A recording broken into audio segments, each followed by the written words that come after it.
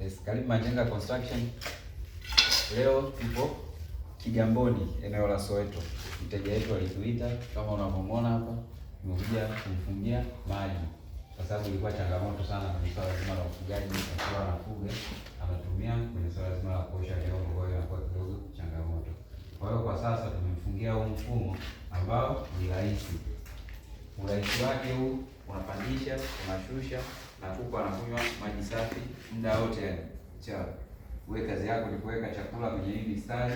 Baada ya hapo unakuwa umemaliza. Pindi hata umeweka dawa yako ya masaa mawili, kule mwisho unaenda kuna stopa, unaenda unatoa yale maji ya masaa mawili. Baada ya hapo unaendelea na maji yako ya kawaida.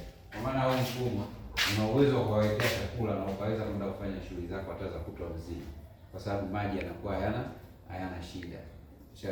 Kwa hiyo karibuni sana Majenga Construction kwa mahitaji ya mifumo ya maji, kutengeneza keji, ukihitaji pottage keji ndipo, na vifaa vinginevyo vya ufugaji. Pia sisi Majenga Construction tunajishughulisha na masuala ya mageti, madirisha, milango, hivyo vitu vyote vinapatikana Majenga Construction.